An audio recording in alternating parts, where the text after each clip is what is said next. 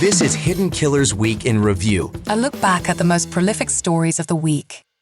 This is the Hidden Killers podcast with Tony Brueski. Featuring author, psychologist, and daily contributor, Siobhan Scott. Rex Heuermann's house, they had another visit from the feds after last year's raid, which is coming up pretty close to a one-year anniversary now.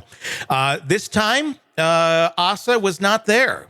They went to the basement. They seemed to know exactly what they were going for in the hoarder house this round, and they left with we don't really know what. Remember, last time they found child pornography, 100-some guns, several unlicensed, unregistered weapons, and a creepy doll I remember them carrying out that almost looked like Annabelle and started to make me wonder, like, is he doing spells in the basement? Joining me to discuss, Siobhan Scott, psychotherapist and author. What do you make of this round two back to the Heuermann house? Well, clearly they had a reason, and we would love to know all that information. It really struck me. There's something about a basement and a serial killer that, really brings up our worst nightmares. We know that serial killers, particularly these sexual domination serial killers, they often have rituals designed to have control and power over the victim and often involve sadistic elements. So it just, again, made my skin crawl. It's a very creepy thing to think about a woman in a basement if he ever did have any victims down there. We haven't heard anything about trophies with him yet. And that's not to say that he doesn't have any. It's just, I think that sort of information is still a bit under wraps. Do you think this is relating to something like that, where maybe they found something because they're going through his digital information? They have been for quite some time. Obviously, there's been other leads and other possible murders as well.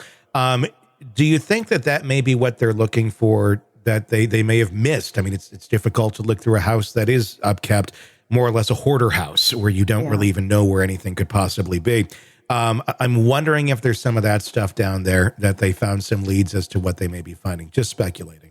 Yeah, certainly could be things that perhaps they saw initially that they couldn't attach any significance to it. And now, if they have a lot more information, they can go back and be more focused and targeted. That would make sense. Why is it that serial killers like to keep something? And how common is it with a personality type list? Is it like all the time? Is it like 99%, or is it less than we think about? I think it's frequent. I don't know that we have data on exactly how many do, because I think sometimes there are trophies that are never found. Mm-hmm. They're disposed of at some point. But the serial killer is very driven by sexual compulsions, this kind of serial killer.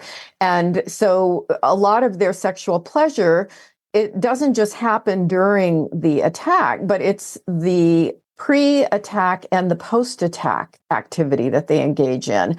And so they use those kind of reminders of the event, or they'll often film themselves, and it's sort of like the pleasure goes on. And some of them engage in ridiculous amounts of time in fantasy and the reliving, and they use those trophies in that way. I mean, is that kind of like, Dennis Rader is a great example, I think, of that, where he would literally like get dressed up in other, like, his victims' clothes and stuff sometimes. Yes. Put himself in trees and weird things like that. I have no idea what Rex Heuermann was doing. Are these, just trying to, obviously trying to wrap your mind around a serial killer is not an easy thing to do.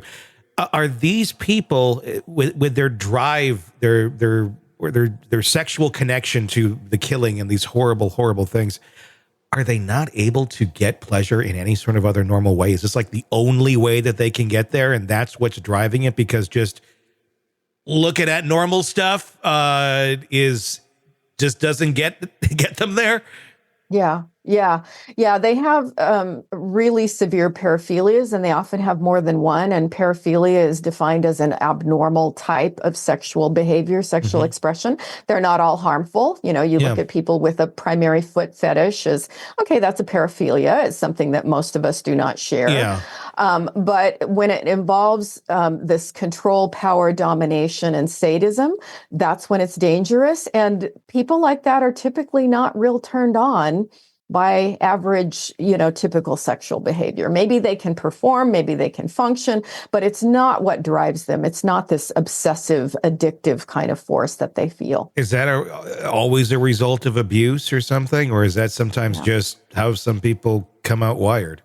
Yeah, we used to think that it was always a result of abuse. And of course, I think it's about a third of them do have an abuse history, significant abuse history. I think everybody's got some kind of abuse history. But there are many cases where you have a serial killer who does not have a significant abuse history, and we don't have it figured out really well. Are some of them bullied? Yeah, some of them sometimes, but most of us were bullied at some point during childhood. So I think as we're looking more and more at the brain, there are certainly some brain differences in people like this. And again, we're just at the cusp of being able to really understand the differences in brains, why some people seem to be wired this way. Was there abuse in childhood? Sometimes those can be looked at as a contributing factor, but it's certainly not one thing that causes it.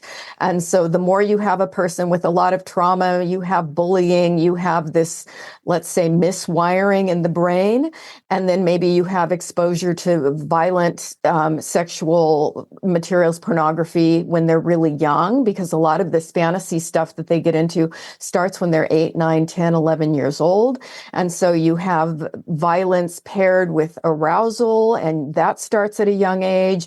Throw in a little OCD. So you've got this tendency to ruminate and go over and over and over things in their mind. I mean, it's kind of, fortunately, they're rare, right? Yeah. So you don't see this combination come together in people often. If it was common, of course, we'd see more of them, but it's this unique, I think, combination of the way they're wired, their upbringing, their environment, things that happen to them, and you end up with someone like this. Does it have anything to do, or is there any research on this to look at, like, is this ever like a generational trauma type thing where, because some of these people it seems like an instinct in them to do some of these things where it's like, this is just how it works in their brains.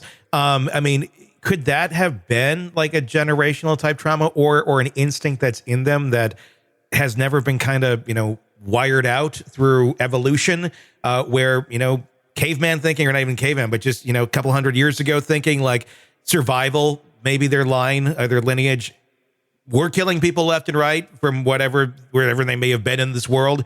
And that has just kind of continued as this weird thing that continues in a line as we continue to evolve our brains. Yeah, I think there's certainly questions about that.